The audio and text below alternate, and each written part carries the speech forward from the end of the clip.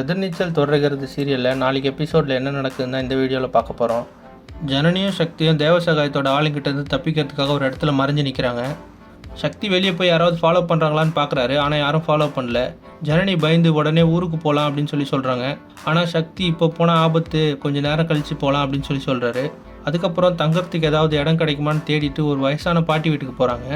அந்த பாட்டிக்கிட்ட பக்கத்தில் யாராவது டாக்டர் இருப்பாங்களா அப்படின்னு சக்தி கேட்குறாரு.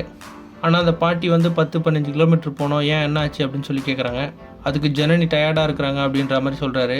அதுக்கு அந்த பாட்டி இங்கேயே தங்கிக்கங்க, சாப்பிட்டு காலையில் போகலாம் அப்படின்னு சொல்லிடுறாங்க. அப்போ சக்தி சொல்கிறாரு, சந்தோஷமாக இருக்கலாம்னு உனக்கு கூட்டிகிட்டு பிரச்சனையில் மாட்டி விட்டுட்டேன் அப்படின்னு சொல்கிறாரு. அதுக்கு ஜனனி கவலைப்படாத, ஒன்றும் ஆகாது அப்படின்னு சக்திக்கு தைரியம் சொல்கிறாங்க. அதே நேரத்தில் இன்ஸ்பெக்டர் பாண்டியன் சக்திக்கு ஃபோன் பண்ணுறாரு. இன்றைக்கி ஒரு நாள் மட்டும் எங்கன்னா பத்திரமா தங்கிக்கோங்க, 24 மணி நேரத்தில் ஆலிவர் தேவசகாயத்தை பிடிச்சிருவோம் அப்படின்னு சொல்கிறாரு. மேலும் காலையில் போய் பக்கத்தில் இருக்க ஒரு போலீஸ் ஸ்டேஷனில் கம்ப்ளைண்ட் கொடுத்துருங்க அப்படின்னு சொல்கிறாரு. இன்னொரு பக்கம் ஆலிவர் தேவசகாயம் அவங்களோட ஆளுங்களுக்கு ஃபோன் பண்ணி பிடிச்சிட்டிங்களா அப்படின்னு கேட்குறாரு.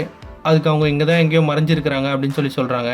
உடனே தேவசகாயம் சொல்கிறாரு, அவன் ப்ரில்லியண்ட்டாக எதனா பிளான் பண்ணுவான், தேடுங்க, கண்டிப்பாக பிடிங்க அப்படின்னு சொல்கிறாரு. அது மட்டும் இல்லாமல் அவள் காலையில் போலீஸ் ஸ்டேஷனுக்கு போக பிளான் பண்ணுவான், அதனால் அங்கேயே வச்சு அவளை முடிச்சிருங்க அப்படின்னு சொல்கிறாரு. இன்னொரு பக்கம் பார்த்தீங்கன்னா கதிர் வீட்டில் வேலைங்களை பார்த்துட்ருக்கிறாரு.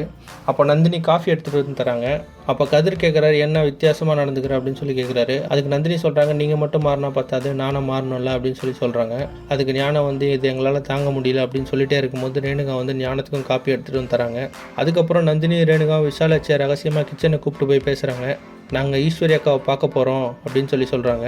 நாங்கள் ஹாஸ்பிட்டலுக்கு போய் பார்த்துட்டு என்ன நிலவரம்னு சொல்கிறோம், அப்போ நீங்களும் பார்கவி வந்துருங்க அப்படின்னு சொல்கிறாங்க. இப்போ வீட்டில் இருக்கவங்களுக்கு ஈஸ்வரி அக்கா குணமாயிட்டு வராங்கன்னு தெரிஞ்சதுன்னா என்ன நடக்கும் தெரியாது அப்படின்னு சொல்கிறாங்க. அப்போ விஷாலாச்சி சொல்கிறாங்க, நீங்கள் போனீங்கன்னா எங்கே போகிறீங்க அப்படின்னு கேட்பாங்க. அது மட்டும் இல்லாமல் ஹாஸ்பிட்டலுக்குன்னு சொன்னால் நாங்களும் வரேன்னு சொல்லுவாங்க. அதனால் நான் அவங்கள குலதெய்வம் கோயிலுக்கு அனுப்புறதா சொல்கிறேன், நீங்கள் போயிட்டு வந்துருங்க அப்படின்னு சொல்கிறாங்க.